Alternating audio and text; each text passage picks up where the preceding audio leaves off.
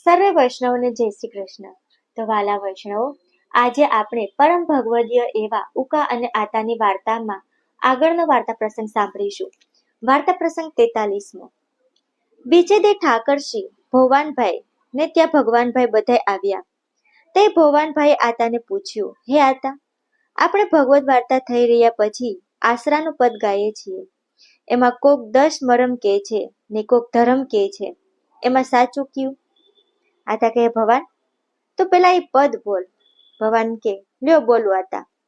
આશરો એક શ્રી દ્રઢ વલ્લભાધીશ કો માનસી રીત કી મુખ્ય સેવા વ્યસન લોક વૈદિક ત્યાગ શરણ ગોપી શકો. આતા કે, છોકરાઓ ધ્યાન રાખજો, એક એક કડીમાં ધર્મને મરમ દેખાડ્યો છે. જો કહું, આશરો ઈ ધર્મ, જેવો માતરને કોઈને કોઈનો પણ આશરો કરવો જોઈએ, ભલે ભગવાનનો કરે તોય જીવ ધર્મ છે એમ કહેવાય. પણ મરમ શું? વલ્લભાધીશ કો ઈ મરમ, માનસી રીત ઈ ધર્મ, જેવ માતર માનસી કરે વિચાર કરે એ જીવ ધર્મ છે. પણ મરમ શું? તો કે મુખ્ય સેવા વ્યસન, એટલે સેવાની માનસી કરવી ઈ મરમ છે. વળી લોક વૈદિક ત્યાગ એ તો ધર્મ છે. 1 બ્રહ્મચાર્ય, 2 ગૃહસ્થશ્રમ, 3 વાનપ્રસ્થ, 4 સંન્યાસ. ઘરને લોકવેદનો ત્યાગ કરવો એ ધર્મ છે. પણ મરમ તો એ કે ગોપીના પતિ ભગવાનનું શરણ લીએ, એ ન હોય તો લુખો ત્યાગ કામનું લેગા. ભગવાન કહે, દિનતા ભાવ ઉદ્ભાત ગુણગાનસો ધોખ, ત્રિય ભાવના ઉભય જાને ક્યો આતા. આતા કહે, જો દિનતા તો માણસ માત્રને ધર્મ છે, એ ધર્મ ન હોય તો માણસની ગણતરીમાં ન કહેવાય. પણ એમાં મરમ એ છે કે કાળજામાંથી હા નાથ કહીને દિનતા કરવી, એ ઉદ્બોધન ગાન એ મરમ છે. ને ગોપત્રિયા એટલે ગોકુળની ગોપીના ભાવની ભાવના કરવી, એ બધાનો ધર્મ છે. પણ ઉભય જાણે એ મરમ. ઉભય એટલે 2 પ્રકારની ભાવના, એક તો સંયોગ અને બીજો વિપ્રયોગ, એ મરમ લેગા. ભગવાન કહે, કૃષ્ણ નામ સ્ફુરે પલન આજ્ઞા ટરે, કૃતિ વચન વિશ્વાસ મન ચિત આણે ક્યો આતા.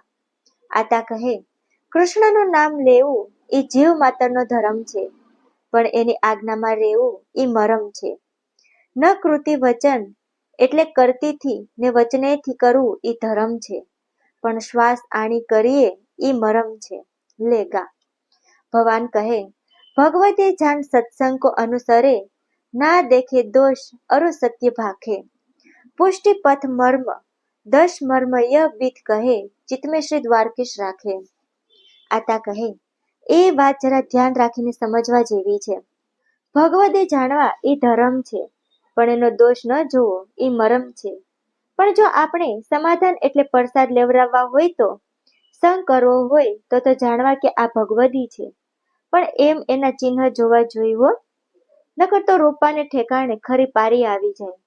એટલે સંગ જો બરોબર જોઈને કર્યો હોય તો પછી દોષ જોવાનો વારો ન આવે. ઘણા વેવલા કહે છે કે આમ કરવું હોય એ તો દોષ જોયા કહેવાય, પણ ખબર નથી કે કોક વેશધારી આવશે તો ઘરમાંથી લોટો લઈને હાલતા થઈ જશે.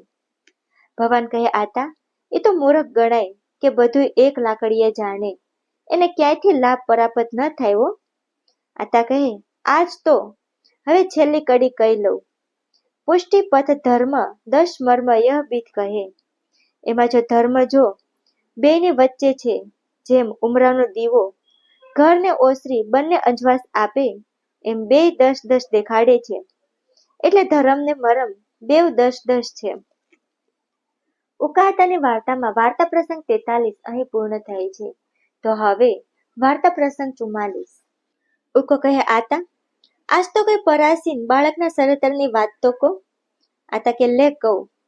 વેરાવળમાં મોટા મગનલાલજી મહારાજ પધાર્યા હતા. એક શેકાની વાત છે. પછી ગામમાં ઉતારો રાખ્યો, ત્યાં એક રમણીય સ્થળ હતું. એ જાણે વનરાવનની વિભૂતિ ન હોય. ત્યાં આપ રોજ સાંજે પધારીને વચનામૃત કરે. વૈષ્ણવ ઘણાય થાય, પણ સાંજ પડે એટલે કોઈ ત્યાં રોકાય નહીં. કોક ભૂલું ચૂકું રહી ગયું હોય તો સવારે જીવતું ન હોય ત્યાં એક નાગ અને નાગણી રહેતા. માણસની ગંધ આવે કે ઘોડીને વળગ્યા જોઈ. પછી મહારાજ કણે એ વાત થઈ. સાંજ પડી એટલે બધાએ વિનંતી કરી કે આપ પધારો. મોડું કર્યામાં માલ નથી. આ ઠેકાણું બહુ સુંદર છે, પણ મોટું દુઃખ આ છે કે નાગ અને નાગણી કોઈને જીવતું રહેવા દેતા નથી. આપ કે ખોટી વાત? એમ હોય કાંઈ? આજ અમારે રાત રેવી છે. પછી સૌ ઘેર હાલતા થયા ને 4-5 કૃપાપાત્ર હતા એ રોકાણા. મહારાજ કે તમે કેમ રોકાણા? તમે જાઓ. વૈષ્ણવ કે આપને રેઠા મૂકીને નહીં જઈએ. આપે બહુ કહ્યું કે અમારી આજ્ઞા માનો, નકર તમે દુઃખી થાશો. અમે કહીએ છીએ કે જાઓ. પછી વૈષ્ણવ ગયા. પોતે એકલા ખુરશી ઉપર બિરાજ્યા.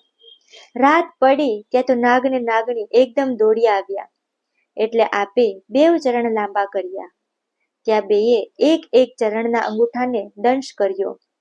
તોય આપ તો એમને એમ બિરાજી રહ્યા. વળી ફરી દંશ કર્યો તોય એમને એમ બિરાજી રહ્યા. ત્રીજી વાર દંશ કર્યો તોય કાંઈ થયું નહીં. પછી આપે પોતાની પાસે જલ હતું એની અંજળી ભરીને 2 ઉપર છાંટ્યું, એટલે 2 ધામમાં પૂગી ગયા.